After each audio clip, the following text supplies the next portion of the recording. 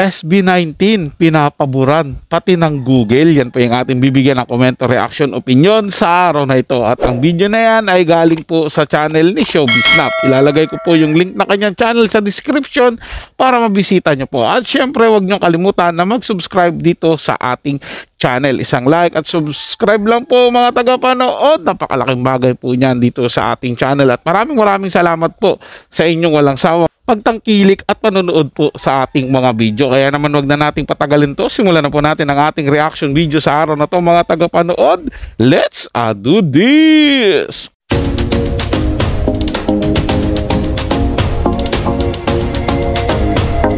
Balitang SB19. Nakakatuwa naman ang imedahagi ng isang 18 or SB19 fan na ito sa kanyang FB.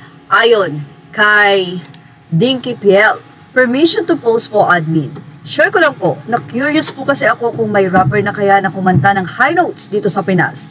Nag-search kay Google at ito po ang lumabas. Ang saya lang po sa heart, pasensya na po kung medyo OA. Well, narito po ang sagot ni Google AI. While specific well-known rappers are not extensively cited for singing high notes, members of groups like SB19, particularly Josh, are noted for their ability to sing high notes, blending rap with powerful vocals. Also, individual talents like street singer Neppy Axe have gone viral for hitting very high notes, though their primary focus might not be rapping in the traditional sense. Here are some individuals and groups to check out. SB19. These P-pop groups feature members such as Joss, who are noted for their rapping ability and also for their skills in hitting high notes. Samantala, narito naman ang naging reaksyon ng mga netizen or 18. Magaling silang lahat, all around silang lima, mapa hip-hop, ballad, or battle cry genre. Basta kumpleto si Ricardos kapag silang lima. Si Pablo ang main rapper at lead singer ng SB19. Kulang daw ang sinagot ni AI. Say naman ng isa, talented ang limang yan kahit saan isabak, kaya nga soundbreak di na sinali ni Google si Pins kasi rounder mag-high at mag-rap. Wala nang tatalo sa SB19, even Giant Step, pansit ang rap. Yan ang ating Josh. Pinagpala sa lahat ng talent. Aiden din si Google. Well, nagbiro naman ng isa, sinabi nilang gaya nga ng sinabi ni Justin, ang mga nanay daw, kayang mag-rap ng high notes. Actually, kaya daw si Josh yung na-mention, siya kasi talaga yung nasa kategory ng rap. Oo, lahat naman sila. Kaya yun. Like Pablo and Ken, di ba? Silang tatlo yung rapper. Medyo ano kasi si Google na kapag rap hip-hop, di ko sinasabi na hip-hop lang ang may rap ha. Pero sa genre type ng solo ni Boss, more on nasa hip-hop rapping siya talaga or si Josh. And si Google, in general, doon magbe-base sa category na yun. Since doon sa category na yun belong si Josh, kaya siya ang nami-mention. Well, para ma-prove ang resulta ulit ay nag-search ulit ang isang netizen. AI overview. While specific names of Filipino rappers known for high notes are not readily available, the P-pop group SB19 is mentioned as having 3 lead rappers who can sing high notes perfectly. So, hindi na nga nila sinabi yung name, pero 3 rappers nga daw.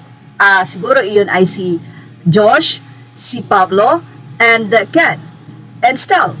And there are discussions around general Pinoy rappers like Andrew E., Francis M., and Glock 9 being influential, though their high note singing abilities aren't detailed in the provided search result. SB19 Josh is noted as a lead rapper in the group who can sing high notes, with the group having other members with similar vocal talents. Thank you for watching.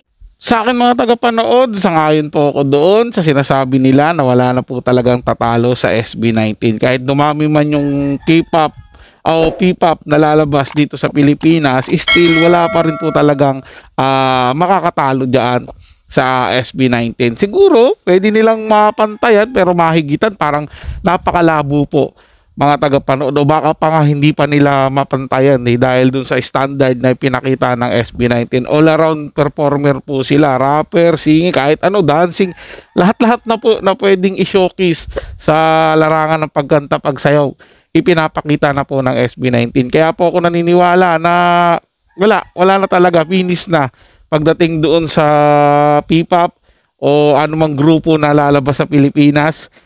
SB19 na talaga yung mananatili sa taas niyan. Wala pong makakatibag dyan.